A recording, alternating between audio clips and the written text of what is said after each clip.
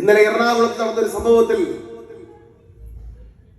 ഒരു പേരും ഒരു അപമാനിക്കപ്പെടുന്ന തരത്തിലുള്ള ഒരു വാക്ക് പോലും പറയാതെ ഞാനൊരു ഫേസ്ബുക്ക് പോസ്റ്റ്.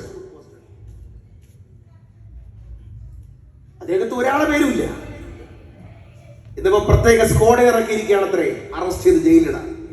ചെന്നാലുടൻ അറസ്റ്റ് ചെയ്ത് കാരാഗൃഹത്തിലടയ്ക്കാൻ കൽപ്പന കൊടുത്തിരിക്കുന്നു സിംഹാസനത്തിന്റെ അധിപതി. ആരാണോ ശബ്ദിക്കുന്നവർ, ആരാണോ എതിർക്കുന്നവർ, ആരാണോ കണക്കുകൾ പറയുന്നവർ, അവരുടെ കാലേ കൂട്ടി തയ്യാറാക്കിയ അജണ്ടയുടെ ഭാഗമായി തീർക്കുക. ഇതിനാണ് സാംസ്കാരിക നായകന്മാർ, പത്രപ്രവർത്തക സിംഹങ്ങൾ, സാമൂഹ്യ ബുദ്ധിജീവികൾ, കവികൾ, നവോത്ഥാന നായകന്മാർ എല്ലാവരും ഇന്നലെ മുതൽ ശബ്ദമുണ്ടായി. ഇത്രയും നാൾ ഈ നാട്ടിൽ എത്രയോ അരാജകത്വങ്ങൾ നടന്നു. ഞങ്ങളൊരിടത്തും ഈ ശബ്ദം കേട്ടില്ല.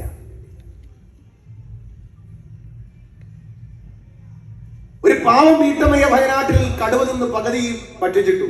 കടുവ പിന്നീട് ചത്തു. കടുവയെ പോസ്റ്റ്മോർട്ടം ചെയ്തപ്പോൾ കാതിലെ കമ്മലാണ് കിട്ടിയത്. ഓർമ്മയില്ലേ? ആ ദിവസം ഇന്ത്യൻ നാഷണൽ കോൺഗ്രസിന്റെ വനം മന്ത്രിയായിരുന്നു കേരളം ഭരിച്ചെങ്കിലോ. ആ വനംവകുപ്പ് മന്ത്രിയാണ് കോഴിക്കോട്ട് അങ്ങാടിയിൽ തെരുവിൽ നിന്നുകൊണ്ട് അവിടെ രാധയെ കടുവ കൊന്നിട്ടിരിക്കുന്ന ദിവസം കോൺഗ്രസിന്റെ വനംവകുപ്പ് മന്ത്രിയാണ് തെരുവിൽ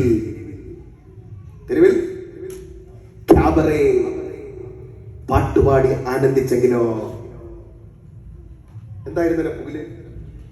ശാസ്ത്ര സാഹിത്യ പരിശുദ്ധമാർ, ബുദ്ധിജീവികൾ, പ്രകൃതി സ്നേഹികൾ, മലയേ കാടേ മേടേ മണ്ണേ മലയാളമേ ചാടി കുത്തില്ലേ.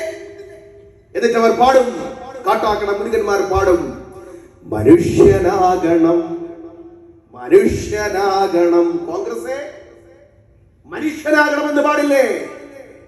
നിങ്ങൾ എവിടെയെങ്കിലും പാട്ട് കേട്ടോ? എന്താണവർ? നമുക്കെതിരെ മാത്രം പാട്ട് പാടുന്നവർ, നമുക്കെതിരെ മാത്രം ലേഖനം തയ്യാറാക്കുന്നവർ. അമൃത പോയ ഉണ്ടല്ലേ? പത്രപ്രവർത്തകരെ ആയോണ്ട് വിളിച്ചെന്നേ ഉള്ളൂ. നിങ്ങൾ കുഴപ്പക്കാരായിട്ടല്ല. അതെന്താണ് ഒരു വൺ സൈഡ് പൊളിറ്റിക്സ്?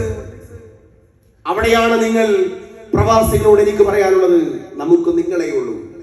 നമുക്ക് കവികളില്ല, നമുക്ക് സാംസ്കാരിക സിംഹങ്ങളില്ല, നമുക്ക് നിമിഷ കവികളില്ല.